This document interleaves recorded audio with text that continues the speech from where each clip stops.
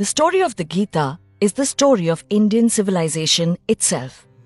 We know the Gita as Krishna's counsel to Arjuna on the battlefield of Kurukshetra.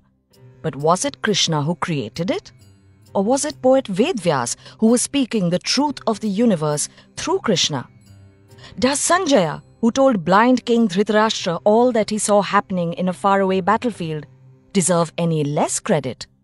What about all the poets and philosophers who sang, recited, wrote down or translated the Gita for people like us? This is their story, the story of the Gita. Right before the final confrontation between the Pandavas and the Kauravas, Krishna, who is the universe personified, rescues Arjuna from paralyzing doubt by giving him the essence of Vedic thought, the Bhagavad Gita. Vyas told the story of the Mahabharata to his disciple Vaishampayan, who told it to Romaharshan, who told it to Sauti, who told it to Shaunaka in the Naimish forest. 4,000 years ago, the rishis of Aryavarta composed the Rig Veda.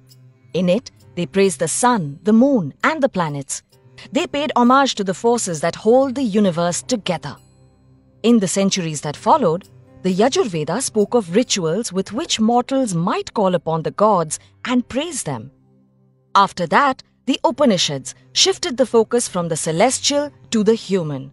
Brahman, that which unites all beings, the song that vibrates and flows through all that exists, is shown to be a universal mind.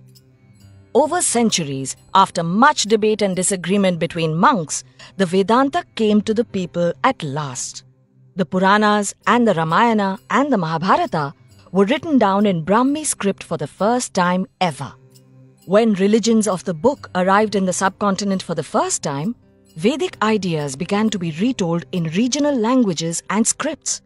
Through songs and stories, Vedic ideas reached the masses. The Gita had found a new home, the Indian mind. When the Europeans made their first attempts to understand Indian culture, the many customs and beliefs of the Hindus made little sense to them. So they decided that Hindus must have one book that is the source of all their beliefs. What the European scholars did not understand was that Vedic ideas could exist without being holy books. They did not understand the importance of songs, stories, and rituals that travel the land, spreading the essence of Vedic thought. Also, the Bhagavad Gita is not the only Gita. The Puranas speak of the Guru Gita, Ganesh Gita, Avadhuta Gita, Ram Gita, Uddhav Gita, Vyadha Gita, and the Anu Gita.